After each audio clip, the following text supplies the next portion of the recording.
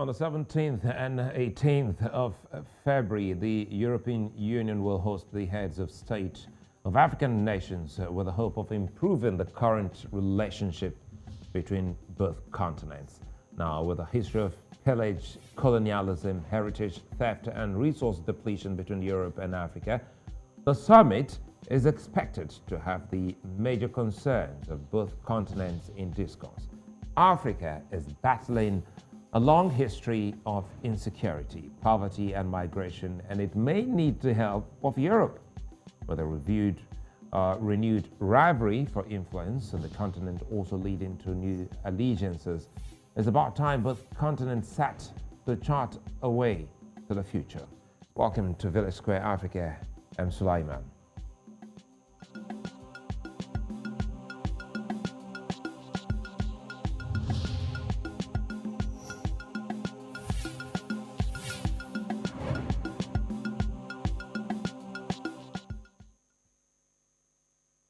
For many years, Africa has been the ground for Europe to test its might. Resources get pillaged and depleted as European corporations establish industries on the continent. The imprint of colonialism is still stark, with many African arts stolen back in the day, yet to be returned. The control of resources in African nations is becoming increasingly difficult, with European countries breathing down their necks. The military of European countries are on the continent as a new battle ensues for Africa's control. Their presence, although important, isn't just for Africa's benefit, as it is also a means to stop the advances of terrorists into their countries. As poverty increases on the continent, more locals are immigrating and putting their lives in danger in the course of doing that. As the EU-AU summit comes to life in Brussels, Belgium, a country known for its gory past in DR Congo and Rwanda, it's expected that African leaders will tell where the shoe pinches them.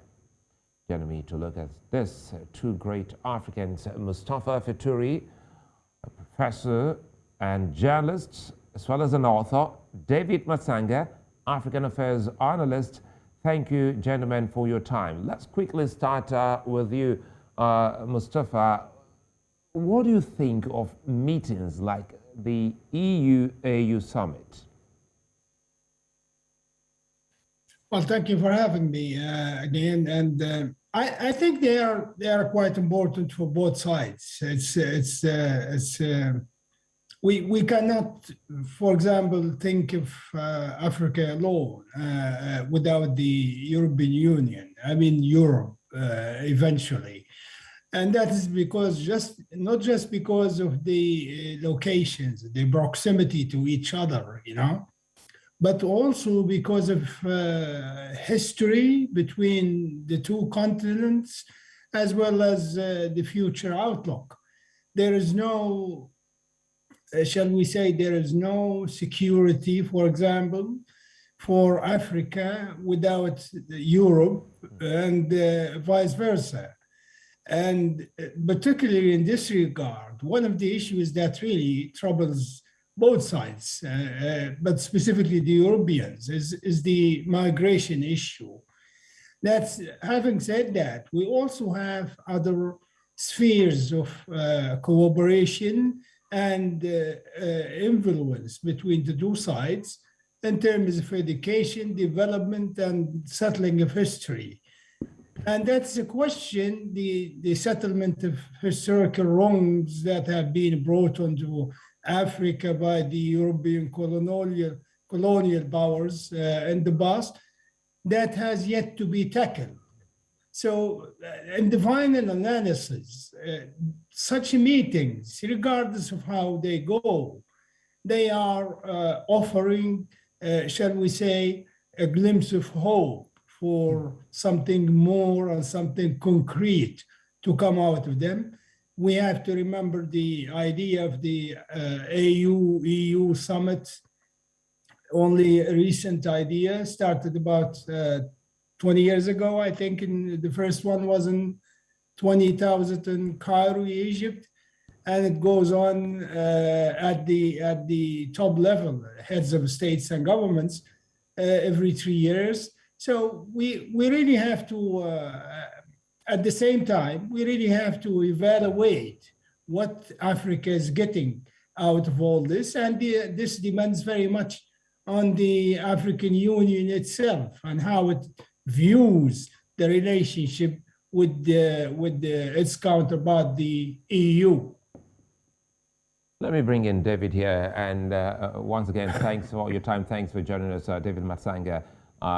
This is one conversation we have, we started in 2021, and here we are, and the EU is now looking to having a sit down with the AU. So how much of an importance is this to you?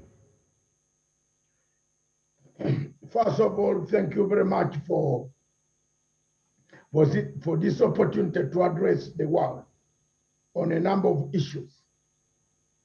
The meeting between AU and EU is a welcome stage for those who might not know what goes on in Africa. What goes on in Africa is we should be the ones who should be asking the AU to come to meet us. But 60 years passed. The AU is being called to go and meet in Paris, Brussels, London. They took things from us. We have a problem with them. Now we are going to beg from them. We are going to have a begging bowl. On top of that, there is a problem. Why I'm saying so? I'm building my case in this format. I would not agree with the professor at all on some of the things. There are countries in Europe, and the professor, let me tell you, whether you're a French national or whatever national where you come from, whether you are an African, I don't know. But I want to tell you frankly that there are countries in Europe that cause us misery. Then they call us to go and eat, sit down, and then ask, what can we do for you? One of the countries that causes misery is your country where you are, in Paris. Whether you are French or whatever, you are from Africa, which part of Africa, and you are naturalized in France, thanks. I don't want to know. But I'm telling the truth. When we come here, this is the village square of Africa. Let's square it out. You are calling us. You have already brought conflicts. Maybe I should jump in here before I allow you to continue. Actually, Professor, I also give him the time to let you in on who exactly. Professor Fetouri, Mustafa Fetouri is an African. Yeah, he's in Paris. So I was doing my investigations indirectly. I am 2000% African. I am not French. Indeed, I am in France, but I have my prejudices, if you like, and anger for France as well, because it destroyed my country. Yes. Yes. Thank you very much. Now we are at par. We are together now. One of the countries that has killed Europe and Africa is France. And at the moment, we must speak up, gentlemen. You professor, people who have gone to school, who have learned books, who are better than the professors in Paris. Today, I want to thank Her Majesty, the Queen, for having educated me to a level of a PhD in London. I'm a happy man. I have the knowledge, the tools of analysis. I left here, Africa, as a refugee. And here I am. I'm able to analyze events on the continent of Africa. I thank Her Majesty, the country called Great Britain, for educating me, empowering me, giving me the knowledge that I am today able to argue with Professor and a better professor, a Secretary General of UN. I can floor them on argument. The British have not followed us to tax us, to create us chaos in Africa.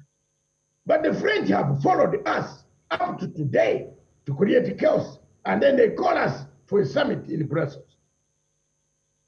The coups that are taking place in Sahel region are instigated, supplied, equipped logistically by France.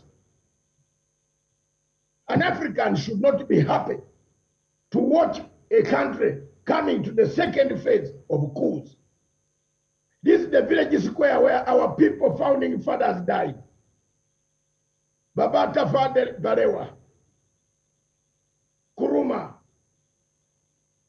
Sekuture, Amiru Cabral, Nyerere, Gabriel Nasa, Haile Selassie, Jomo Kenyatta, Milton Obote, Patrice Lumumba.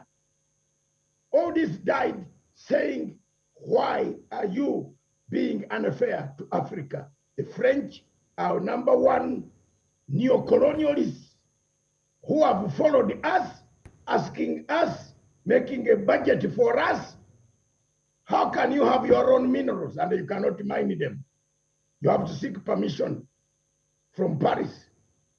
Then you come, you wear your suit, and you waste our fuel, taxpayers' fuel that you are going to Brussels to do what? They should come here. The country where they are going, the country was hiding Patrice Lumumba's body until 2 years ago. We in Africa have cried for Patrice Lumumba to be given to us. Yeah, we wanted to bury Patrice Lumumba, and nobody gave us the body. We had the furies against the furies. How many people have died? How many people have been killed because they thought they killed Patrice Lumumba? Until Belgium says it has its remains in 2020 from 1960. You tell me that's a country where you can go. The only country in Europe where I can go and relax is the United Kingdom. It's a very good country. You can have your things. Let me bring in Professor Fetouri again. Mustafa, you've listened. By the way, Matsanga, that was a good ice breaking the ice there. I had a good time listening to you. Professor was also chuckling. But again, Professor Fetouri, some of the key things he's raised, which are some of the concerns we've also had with you on the program, on the news, is how Africa got to where it is at the moment. Listening to David Matsanga, he said something that should mean Africa coming from a position of strength. And perhaps that should have been one key thing that would have defined where the meeting should be holding. Now, what does Africa as a continent, stand to gain or lose from, such developments, Mustafa? Well, first of all, my warmest greetings to our colleague, our friend here, and I appreciate every word he has said, and he should know also that I'm totally with him and everything he has said. I fully agree. And I actually highlighted some of the issues when I started answering your first question a moment ago. And I also have to mention the fact that being a Libyan, I am a Libyan. I have my own grievances against the Europeans, especially France, where I am now. And particularly for what they did in my country in 2011 by destroying the country, bombing it nonstop for about 8 months, from March to October 2011, and destroying the government and killing our leader, Muammar Gaddafi. He was one of the great founders of the African Union. Actually, he was the man behind the idea of the African Union itself. Having said that, I remember, for example, one of the things that Gaddafi once said at the UN podium and the UN General Assembly in 2009, when he was at the UN for the last time, one of the things he said is that Africa must be compensated for the decades of colonial domination, especially by the Europeans. And he gave a figure, which was 777 trillion, 777 trillion dollars in order to compensate what the European colonial powers have done to Africa. Yet, having said that, we have to remember, as I mentioned before, we are not an isolated island. But also, I have to point this out to our friend. The EU meetings at this level, at the summit level, usually take place in different countries. So we had it before in Africa, and I mentioned that in Cairo in 2000. We also had the third, I think, in Libya, 2003, I think, 2004, something like this. And we also had another one in Lisbon, and then we ended up in Brussels. So the venue and the location is not that a troubling thing. But the troubling thing, as I mentioned before, is what can we Africans get out of this? And let's start with the current situation.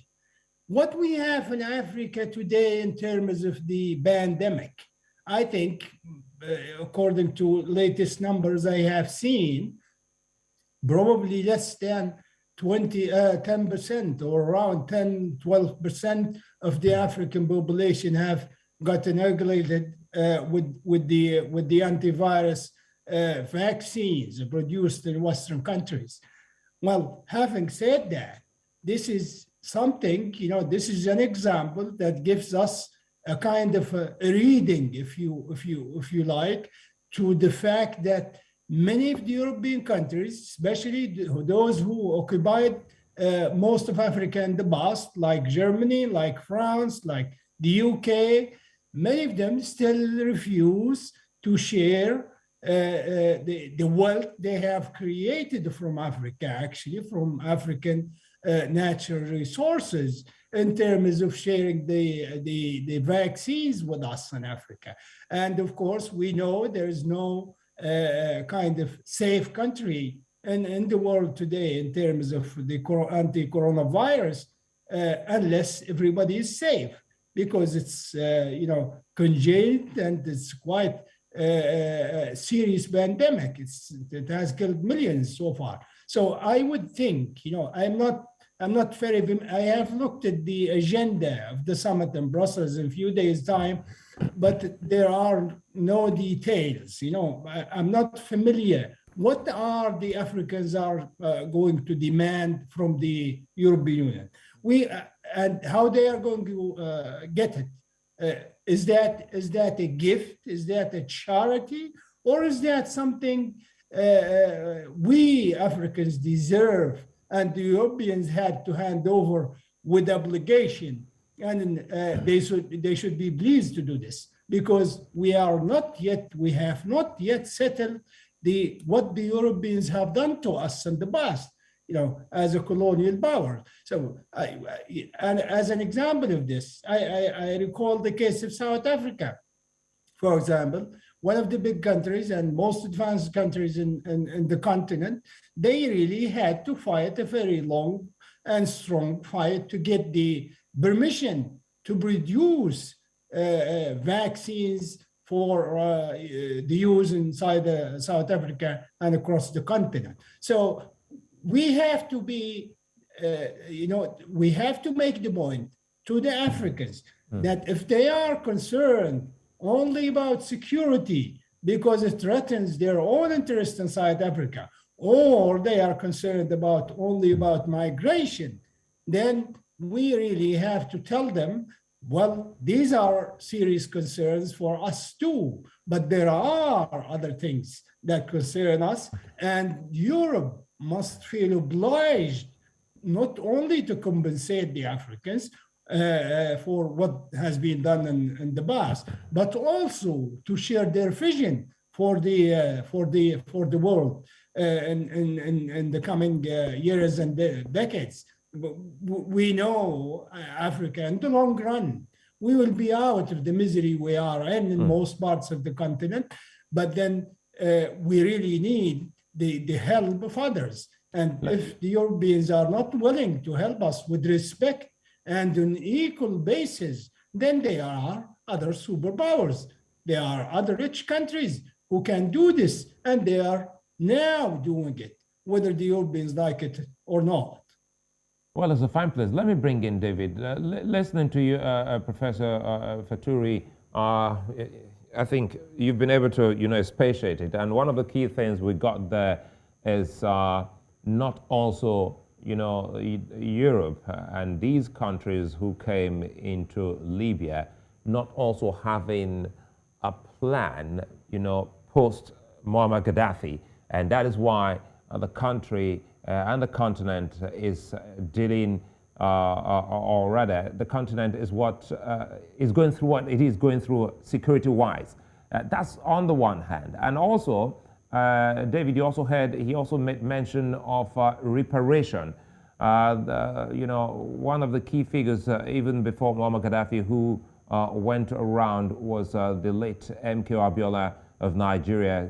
He was talking about reparation, but Muammar Gaddafi brought this before the AU in 2009. And till this moment, nothing has been said about that. So now it brings us to talking about agenda.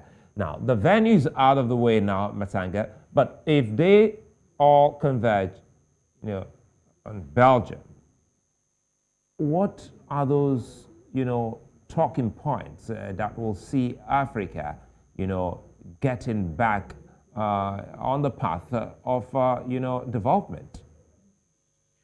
Thank you very much. First of all, Professor, I'm very happy. I'm one of the strongest fans of Colonel Muammar Gaddafi. I visited Libya way back in 1983 when we were in government in Kampala. Libya was a place where you can feel happy when you are in Africa, and I call it Africa. I did not know you are from Libya. It pains me so much today because I'm the last person who wrote the last letter. I wrote a letter to President Museveni, who was on his way in Bamako, trying to save Colonel Muammar Gaddafi. But because of the French theory and French traitors in the African Union itself, and I want to be blank here, very point blank. The former chairperson of African Union from Gabon, Jinping, betrayed us, worked with the French, and threatened the officers, the presidents, the 5 presidents who were in Bamako with a plane to get Muammar Gaddafi out. Libya would be saved today. I have not forgotten, and I've spoken about it. I write about it. You can check my letter on my website. A letter to President Museveni telling him is the only first letter that we have agreed on in so many years. The killing of Muammar Gaddafi brought us misery. The killing of Muammar Gaddafi has brought the entire North Africa into chaos, the entire Sahara region into chaos. Muammar Gaddafi had dealt a blow to Al-Qaeda and the terrorists, had put a stop to the crossings, the mishandling of blacks, Africans who walk all the way from the south of Sahara to go into Europe. The treatment that the terrorists in Libya today, because I don't call them government, I call them terrorists. These are the terrorists we armed to take over a government. And we should not be here singing as Africans, sitting, watching ourselves, clapping our hands. When terrorists have taken over Libya, they have now, the same terrorists have divided Libya. Is African Union going to ask Turkey and France to leave Libya? I am now saying it's one of the agenda. It's one of the things on the agenda. What are they going to ask European Union? Are they going to ask the French to stop arming General Khalifa Haftar in Benghazi so that the Libyans can have peace? I don't know. I don't think there's any African leader who will even put up a hand to ask.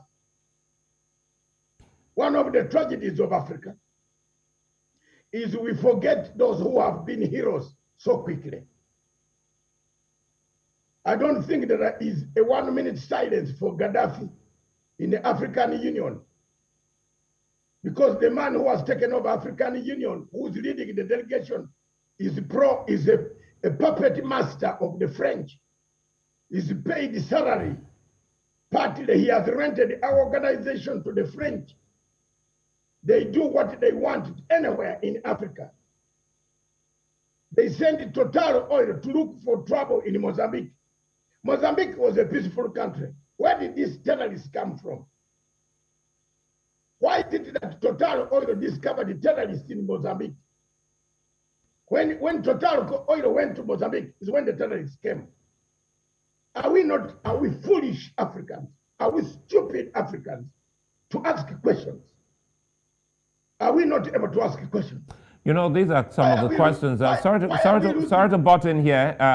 We'll take a break. When we come back, we'll address some of the key issues and also talk more about, because you've also raised a very important point that could well be, opening the history books for young Africans.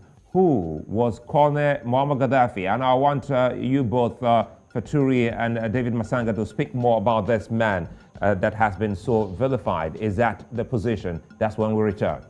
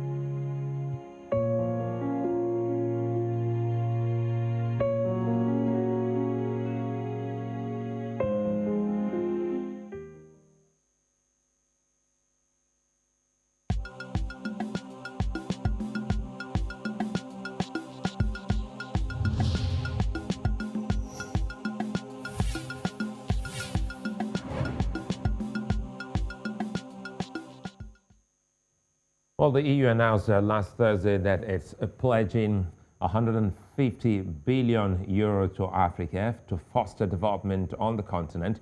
For many Africans, the summit or the presence of the EU on the continent is no labor of love, as it seeks rewards in a resource-rich continent and seeks proxy control over them.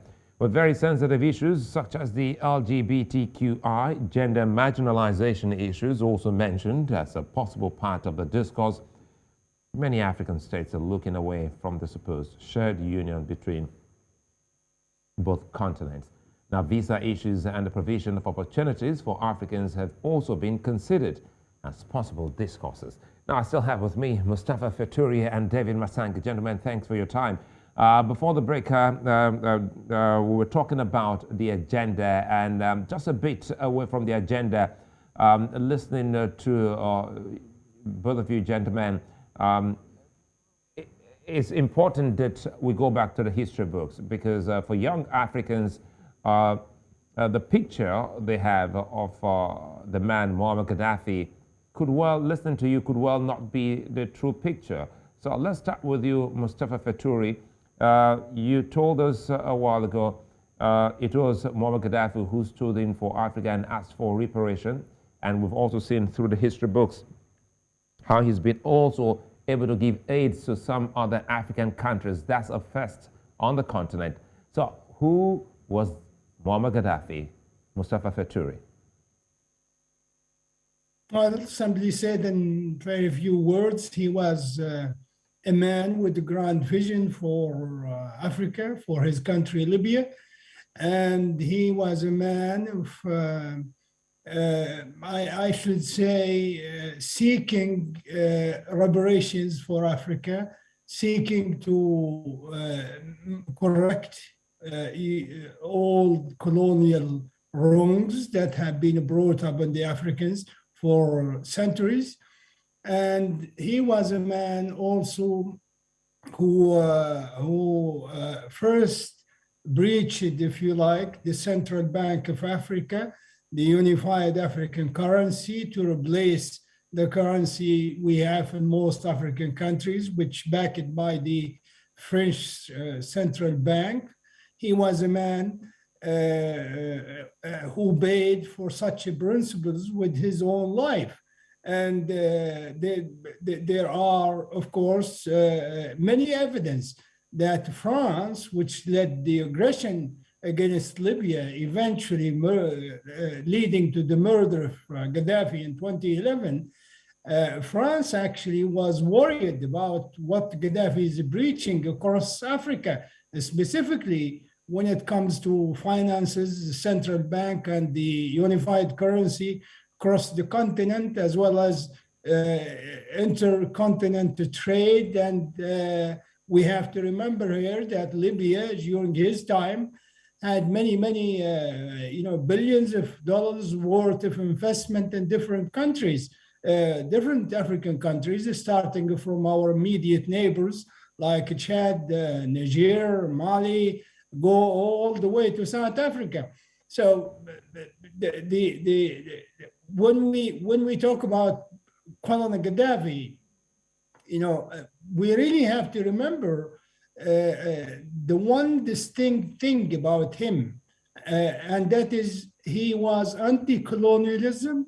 He was 100 pro-African, and he was always breaching his principles in this way inside Libya and outside as well. And I cited the example from 2009 at the UN, which was the first and last time he has been there. And many say because of that speech in 2009, the French and the other Western colonial powers decided to get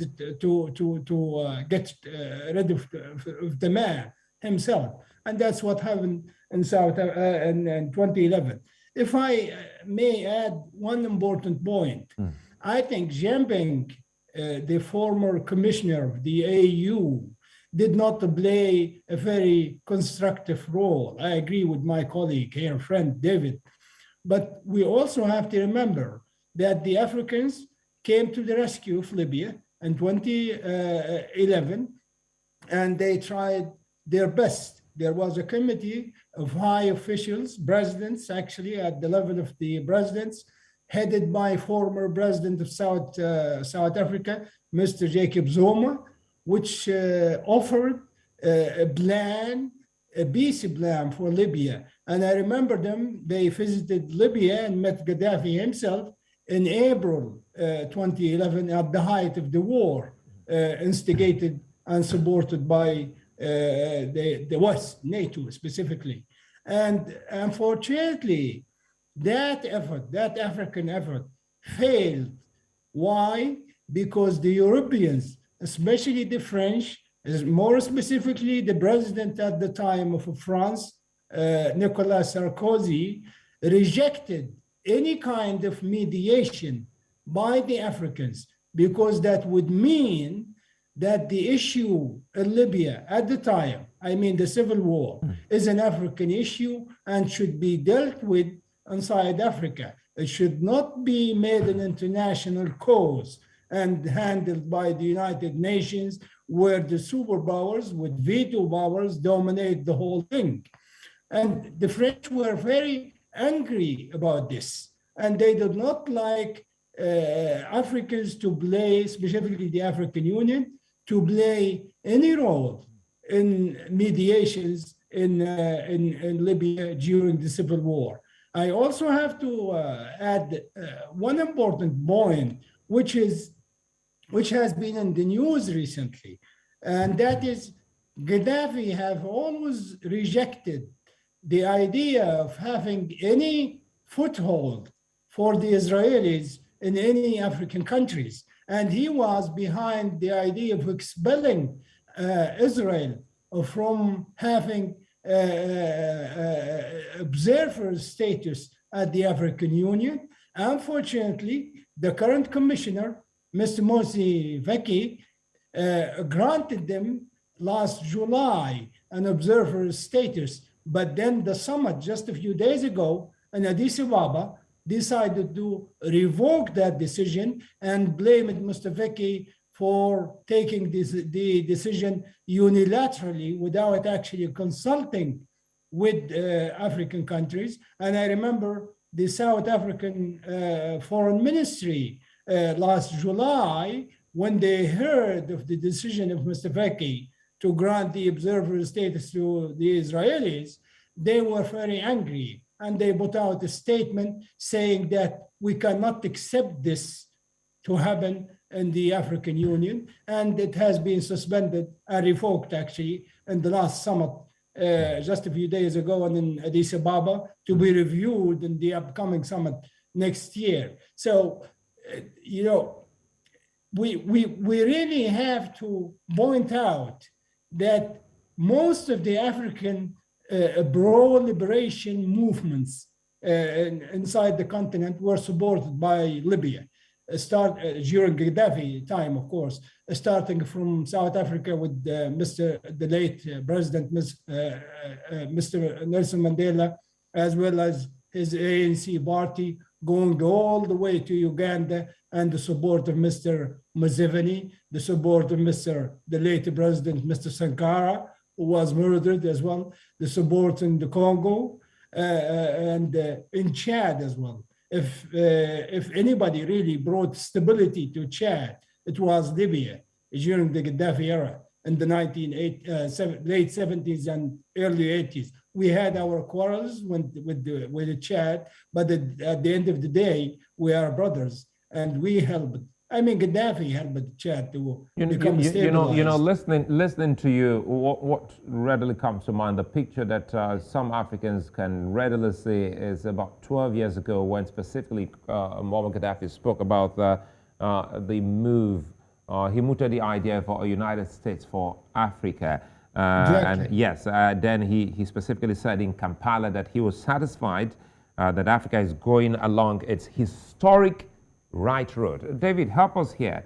Now, as you also let us in on some of the key things about that move that has been, dropped, or I don't know if it's dead since after the death of Muammar Gaddafi. The Battle of Africa's resource control is a big deal, and it's a never-ending one. There's China, there's Russia, and now the EU, all plowing for control on the continent. So, David, help us here. How has the docility of African leaders made it an open ground for global tussle?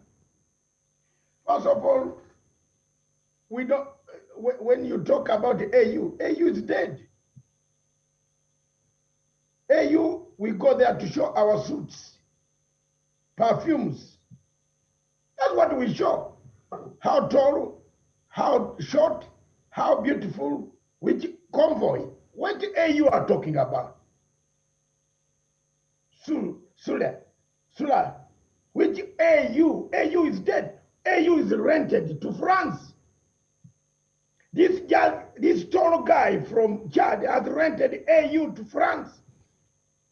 AU has pays him money on which is collecting to go and become the president of Chad. There's no AU. KU was captured a long time ago. That's why you see people, some of us make noise. And I'm happy. I want to thank President Ramaphosa and President Emerson Mnangagwa and other Sadaka states who feel the same way I feel, and the President Uhuru Kenyatta, for having listened to some of my discussions, which are very bold, and I have nothing to hide on this one. At my age of 67, after all, they killed Patrice Lumumba when he was very young. But me, I've seen quite a lot of things. I can go, but I have to talk the truth. Where is the AU? AU sold Gaddafi. Jim Ping sold Gaddafi with money, to be given money to go to Gabon to stand for elections. And the Gaddafi spirit has not made him sleep well. And he will never become a president of Gabon. When Resolution 1990 needed somebody to support Germany, Brazil, India, we withdrew from the resolution, abstained. Some of other silly African countries, silly. A silly country like South Africa, stupid. No, I think that's well, that's not a word we can actually use on television. No, you can use stupid in television. No, we really can't. Yeah, okay, I think, fine. Let me moderate the language. South Africa is the one that went to vote to bomb Libya. I want to shock you, Sulaiman. It went to bomb Libya. The Germany withdrew. The motion was going to collapse. China, Russia had abstained. With India and Brazil, South Africa came in to give a hand, a vote, the last minute vote. And Sarkozy used it now to drop the bombs. We lost Libya. The people of Libya now are beggars. They beg for food, medicine, schools, hospitals. Can't you call ourselves very unlucky? Are we bewitched? Let me use moderate word as Sulaiman can. I don't want you to stop me coming from your television. When you say I'm using harsh words, let me be moderate. Are we bewitched? Look at that. Let's come to another angle. You are talking of conflicts. Who brings the conflicts in Africa? Who is now bringing the conflict of Ethiopia? It is the same Western countries. What are they looking for in Ethiopia? Tigray and Ethiopians have lived together. Somewhere somebody sat down and said, enough is enough. The GDP of Ethiopia is growing so fast in the region. It has an army, a population of 100 million people. With a very strong army in the region. We must destabilize it. Ethiopia is gone. Who is being used? You tell me you are going to EU. EU, what EU? Next door, Somalia behind me here. You know, this side. What is going on in Somalia? Kenya and Uganda have tried to restore peace in Somalia. The same EU pays money, but the same EU, France, Norway are members of the EU. They come and fight, cut the government, tell Kenya to leave Somalia, tell the Ugandan troops to leave. Look, what EU are you talking about? Let's go. You want more? Democratic Republic of Congo. A coup was going to be successful. Who is doing it? If you look at who was planning that coup, these are officers who came from France, trained from France, who have seen democracy, and we have brought them back in the army. They wanted to take over Tshisekedi. So, If you are going to the EU, what are you going to tell them? Is there any leader who is going to stand and say, hello, can you tell Turkey to remove its troops from Tripoli? Hello, can you tell France to remove its troops from Benghazi? Show me among these African leaders who are flying into that place. There was only one man, Mugabe again. Unfortunately, Mugabe is gone. No African leader is going to be frank on the floor and say, excuse me, the AU recognized a government in Tripoli, even if it's a government of terrorists. Because for me, the people who took over after Gaddafi were terrorists. We have now proved it. Are they not in Mali? Because we're closing now, we're running, out of time. And listening to David, coming back to you, Mustafa, does it mean the African leaders or the AU will be going to that summit with an agenda that is not people or African oriented?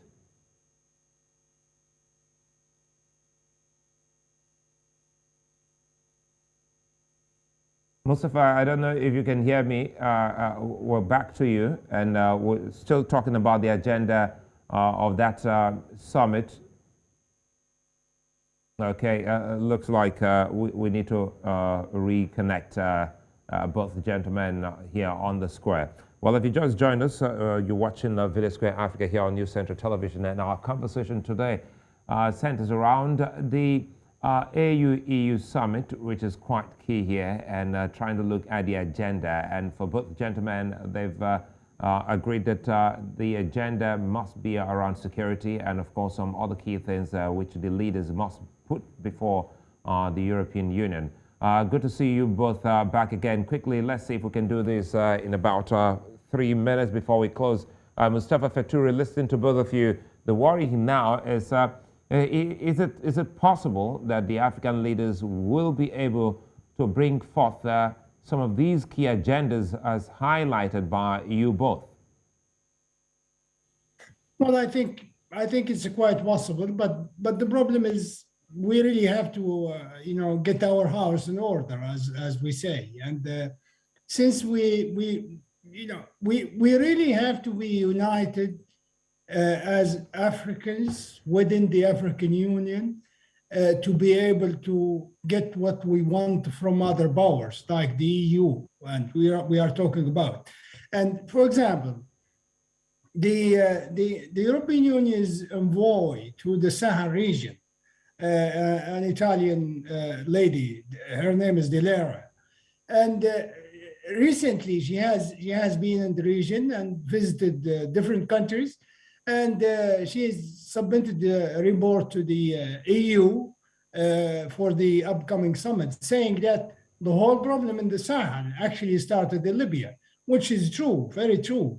I mean, the insecurity and the proliferation of arms and armed groups, terrorists in this case, started after Libya was destroyed in 2011.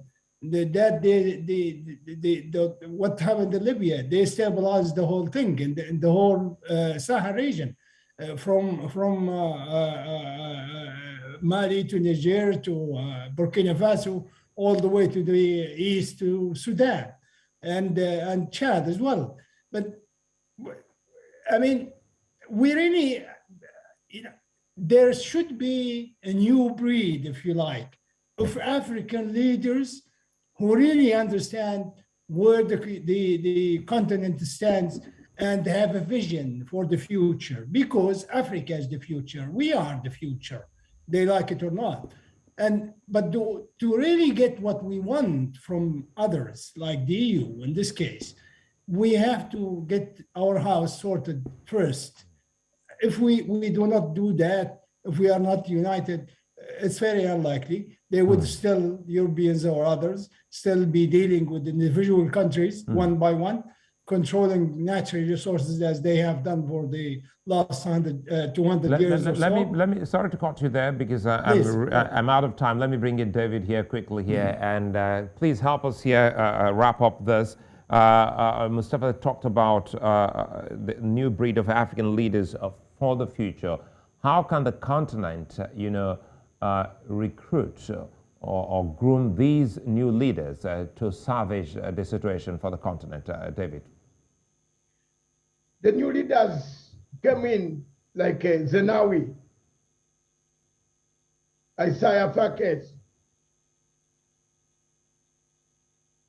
Kagame.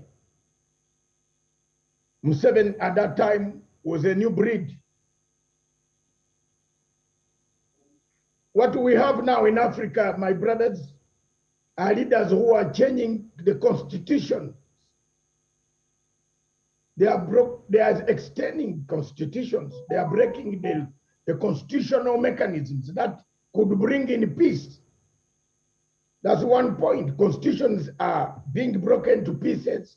We are heading towards anarchy. Coups are coming back. But what is the main reason why coups and the constitutions are being broken back? It's because of corruption. We are going to beg the money, 150 billion euros. But 1 year passed after this money is given to us. Go to any of the African country and ask what they have done with that money. Very few countries can account for it. So what is the use of going to beg first of all? And you are begging to the man who stole your things. A thief has come and stolen the things from us. Belgium took all our things. The cities of metros of Paris are made of our things. They still make a constitution for us, a budget for us, everything for Africa. As always, time is never our friend, David, yes, Mustafa. The last point, Sulaiman, the last point I want quickly, to make. yes. We talk of medicine, COVID-19. It showed us the type of world we live in. They healed their people first, then they gave us leftovers. So are you in what world, global world are you in? Maybe you are in the southern hemisphere. There's no doubt we'll have a continuation of this conversation, and I hope that both of you will have time so that we can have both of you also together to drive this further, because the agenda, talking about an agenda for our new breed African leaders, very key here. And off the top of my head, we remember a great man who's gone for almost a year now, John Magufuli, one great young African that the continent also lost. We'll see how much we can do when we return. Many thanks for being such nice company, Mustafa Fetouri and David Matsanga. Hopefully the EU-AU summit will help Africa make good progress soon. I'm Sulaiman. I'll see you again.